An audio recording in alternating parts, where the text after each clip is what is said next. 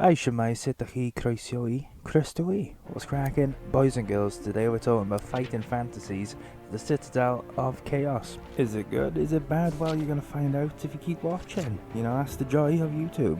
Let me tell you. Let me maybe try and sell you on this book, and let's see how it goes. So let's get into it. So this book is the second book in a series of many books, and it was first published back in 1983. And it's obviously number 2. It follows the Warlock of Firetop Mountain. It's not necessarily a sequel.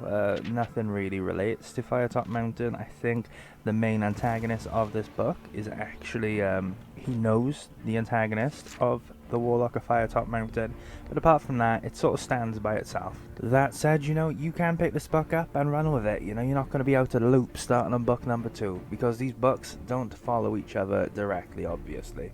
So, with that in mind, now I'm not going to try and sell this book to you. I am going to just talk to you about this book very briefly before going into it with more depth. How come I'm not going to try and sell this book to you? Well, it's because I don't think you should start on this book. I don't think this should be your very first purchase. The reason being is that this adventure is actually quite short, and it doesn't feel very typical of your average fighting fantasy experience. This one feels quite atypical, and whereas with the Warlock of Firetop Mountain you'd be setting off on the right foot at the best possible way you could start a collection of these books or just start reading them, the Citadel of Chaos really delivers a different sort of experience, and I'm going to tell you why. So the reason being is that, quite frankly, you're not just an adventurer in this book. You are the star pupil of a magic, you know, university kind of thing. You are essentially Harry Potter in, you know, the later books. You're good at magic. You're not a noob. You're not a rookie. So whereas the other books will have you usually starting off as just an adventurer with a sword and leather armor, you have the ability to cast spells in this book, and as a result, a lot of the encounters are very fleshed out. And you might be sat there thinking, well, what's wrong with that? And what's wrong with it is that the book only has 400 references. It's very typical of all the other books. But when an encounter takes up, 5 to 10 references, and not all of them have solutions. You know, you might cast a spell on this monster and it does absolutely nothing. And this isn't really a problem, but, you know, it takes up a lot of space in the book. So the adventure feels less like an adventure, and it feels more like you enter a castle, you enter a tower, you walk up to the top floor, and you conclude the story. And I don't know about you, but it left me wanting more from my book. That said, the book isn't bad, but I just wouldn't recommend it as your very first purchase. You know, you've got lots of creatures, and it's quite bizarre. The Citadel of Chaos truly is chaotic. But, you know, it's going to come down to you. It's going to come down to your own judgment. I like the book. I just, like I said, don't buy it as your first one. But if you like the sound of magic and fleshed out encounters, go for it. That said, you know, I think it's time to talk about some covers. You know, I really missed doing it in the last video, so I'm going to do it in this one because I just love it. You know, it's fun looking at some old artwork. So, you know, here we go. So Puffin have 2 separate covers. I don't know why, but they have 2 separate covers, and the first cover features what I assume to be the Claw Beast. And the Claw Beast is an encounter later on in the book, but the cover features the Claw Beast. You got the tower itself, the Black Tower, and seemingly an army coming out of it, which I think this cover is really cool personally. It's really atmospheric. You know, the monster has some serious meme energy. You know, you can make some dank memes out of that bad boy. And, you know, it's all in all, it's just a really cool cover. You know, it's atmospheric and it's kind of creepy, kind of eerie, you know. It's kind of reminiscent of that 80s aesthetic that we don't really seem to see today. So then we got the second Puffin cover, and it features this sort of wind elemental / ghost kind of creature that you encounter towards the start of the story. And this creature itself, I don't really get her, you know. She just sort of bullies you, and that's really it. She's just sort of a bully that you bump into, and then you can scare her off. So I don't know why she's on the cover when, you know, you got other creatures that could have been, well, better choices, you know. So then if I had to choose a favourite between both Puffin covers, I'd probably choose my boy Claw Beast, purely because he has meme energy. There's not enough meme energy in the second cover, and it looks a bit naughty at a glance. I don't like that. It's a bit weird, you know. You look at it, you're sort of thinking, well, what am I looking at here? What is this, boys? What? Who did this? But with the first puffin cover, you're sort of looking at this weird monkey thing going, oh yeah, that's a funny looking monkey. So that's why I prefer puffin cover number 1. The next cover we've got is the wizard's cover, and the wizard's cover looks pretty cool, to be honest. It looks quite intimidating, the creature on it does anyway. It looks quite imposing. You look at the cover and you think, damn, I can't wait to fight that thing. But the issue with this one is the Hydra doesn't actually look like that in the book. And you don't actually encounter the Hydra in a room like that, you know.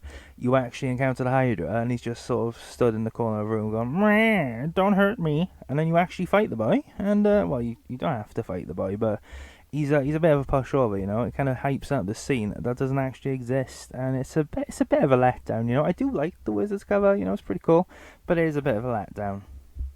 So I'm going to drift into the Scholastic version, sort of like Tokyo Drift, but, you know, nerdier, bit sad. And we're talking about the Scholastic cover, and once again, you know, this one isn't going to kick in. It's actually pretty good. It's pretty cool, to be fair. What you have is the Ganges, this sort of spiritual monster you encounter in the book. But this character is actually, well, I say character, it's a bunch of monsters. They're on the cover of this book, and it's done really well, you know. They look creepy. They still look creepy. They look a bit evil, a bit cheeky in this one. Whereas in the older editions, they just look downright scary. But, you know, I really like the Scholastic version because it has the Ganges on them. So, you know, if I had to pick a favourite cover, it's going to be the Puffins cover, you know, with the Mean Monster, with my boy Monkey, with the PG Tips Monkey Man, you know, maybe Harambe. You know, I don't even know if it's a monkey. It's just a monster, innit? But I really like that cover. Second would have to be Wizard's cover, because although the Hydra is misrepresented, I think it feels a bit Warhammery, you know. That little face thing looks a bit like an Age of Sigmar kind of base. I like that. It's pretty cool. And then obviously you got the Scholastic version, because although I like the Ganges, they sort of made them out to look quite cheeky rather than scary. So with the cover out the way, let's take this cheeky chat up to 11 and get into the book. Let's get our wellies on, let's get our waders on, let's get waist deep this time into the Citadel of Chaos. So although I don't know why I said the name like that, you know, the story comes down to the Vale of Willow. You know, these people live there, they're all good, they're all lovely. And they live sort of in the awe of Balthus Dyer. You know, I am reading the introduction as I speak. And this dude, he's just tough. You can't beat him. He is actually quite scary. And they send a spy out. He comes back and he's like, boys, I've got some bad news for you. He is actually getting an army together to come over and wreck you. You know, you're not going to survive. And as a result, the king of this place, he's like, well, boys, we actually quite need some help here. So what happens is, he asks the magician. You know, there's a magician.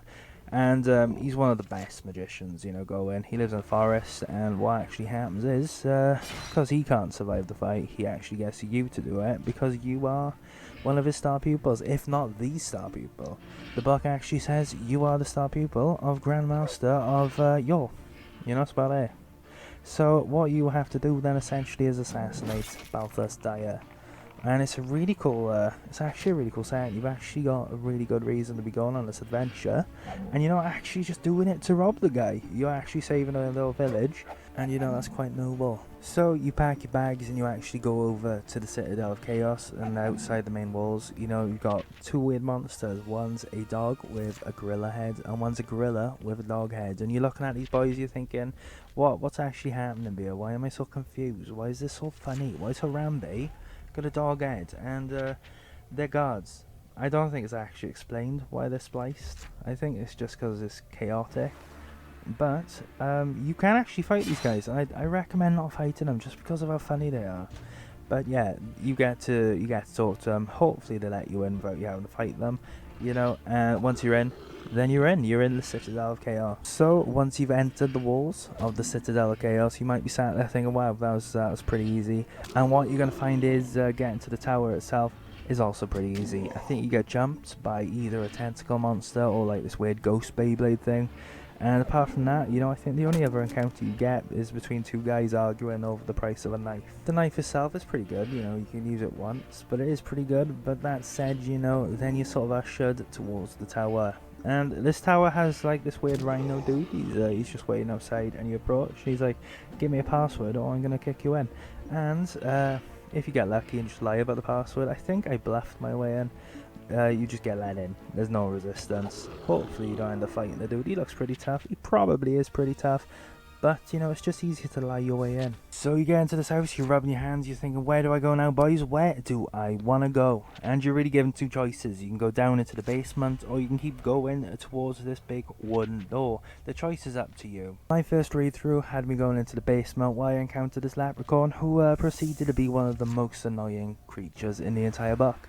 You know, but there is a dark elf down there, and he's pretty cool. You can just go to the door, you get greeted by a hunchback, and then he sort of ushers you into this room with this massive goblin slash giant thing, who can either knock you out or he just sends you on your way. Personally, I preferred just going through the door. You know, I preferred the hunchback, I preferred that giant goblin thing, and I preferred, you know, just not having to go through the leprechaun, because the leprechaun was just really annoying.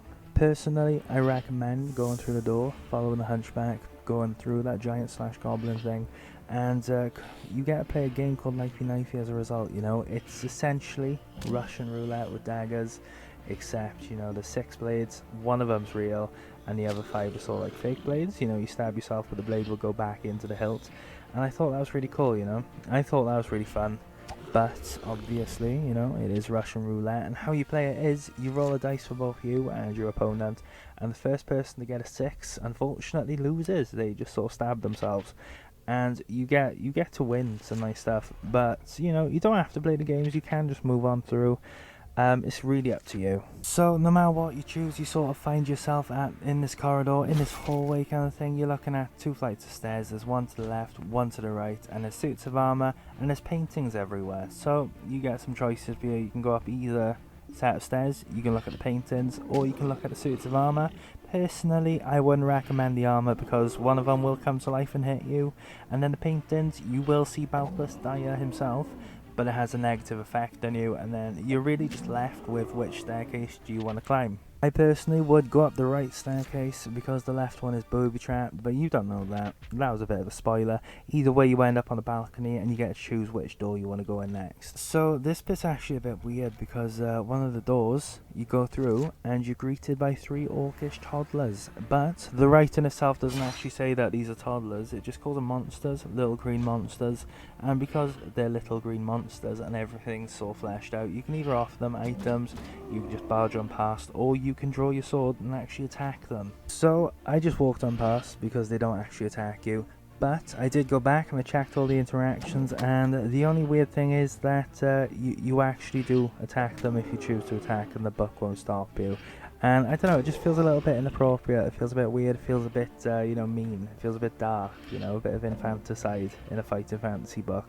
I don't like it, but either way, you know, you just sort of go on through to the next room. So then your next main encounter will be the Ganges. The Ganges are horrible, they're oppressive, they're quite scary, they're actually quite tough, and they brutally murder you if you don't get it right.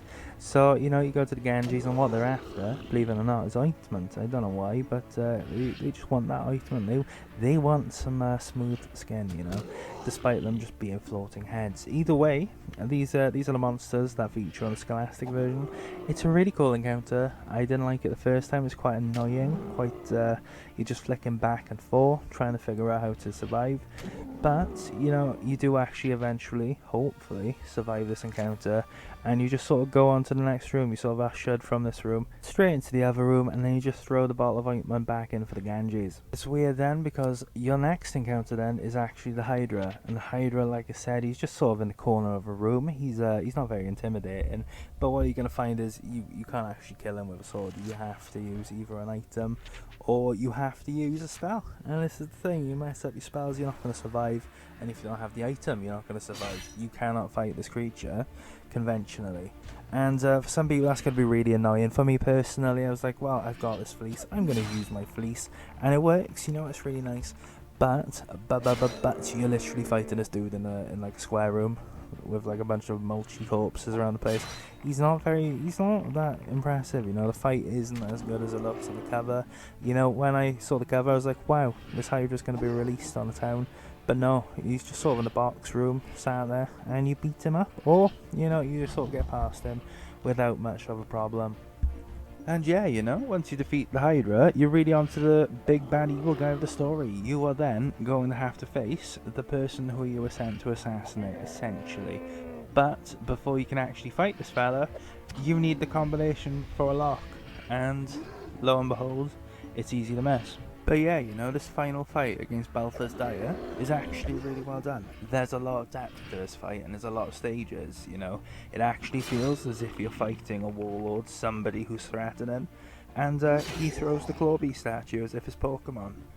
It's a really good fight, to be fair. I really enjoyed this character, and I think, you know, it's a shame that he unfortunately dies. He doesn't come back. And that's really where your story ends, you know. You defeat the bad guy, you can give yourself a pat on the back, and you head off home. It's pretty simple, you know. The 400th reference, you know, the final reference isn't very impressive, but it is what it is.